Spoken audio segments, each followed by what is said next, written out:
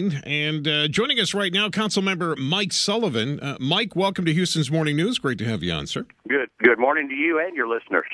Mike, Sue Lovell should be joining us, we hope, this morning. But let's talk to you a little bit about the vote yesterday. Are you feeling good about the fact that the red light cameras are off permanently? I'm ecstatic. I really am. And I want to thank the mayor and city for agreeing to my amendment to not only see the cameras turned off, but to have the devices dismantled, removed, put in a box, and shipped back to the manufacturer. We will be rid of these cameras once the judge's ruling is final. All right. Now, Mike, of course, there's the fallout from this, and I talked to the city attorney, David Feldman, earlier about what takes place now as far as the litigation goes. Are you concerned at all that this may cost the taxpayers a few $million? Well, I think that the city has a very good case, and as much as I don't like how some of the verdicts have come down in the past, because I've been on the other side, this particular city attorney is batting 100% going into this case. He passed the drainage fee. He was able to take some other cases to court and won verdicts for the city of Houston. I was usually on the other side of that opinion, but I will tell you that he is a fierce litigator.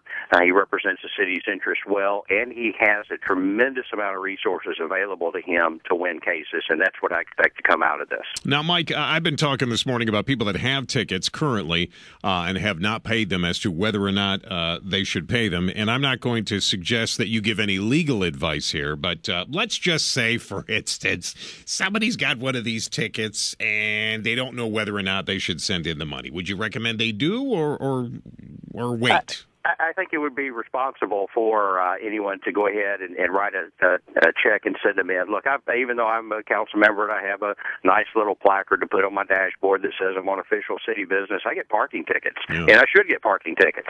I go ahead and write a check for those, and I mail them in. Boy, they still give you tickets, even though you got the placard on your card?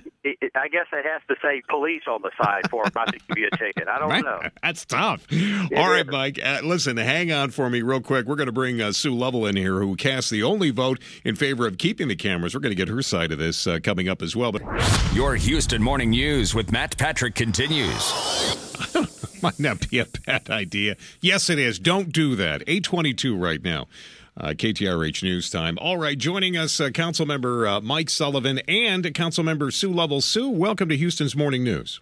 Good morning. Good morning. Sue, are you wearing a wig and sunglasses today? I mean, are you trying to remain relatively anonymous? Well, I guess I was sort of the lonesome dove on council yesterday, but no, I feel I took a principled stance. I view the red light cameras as a public safety issue.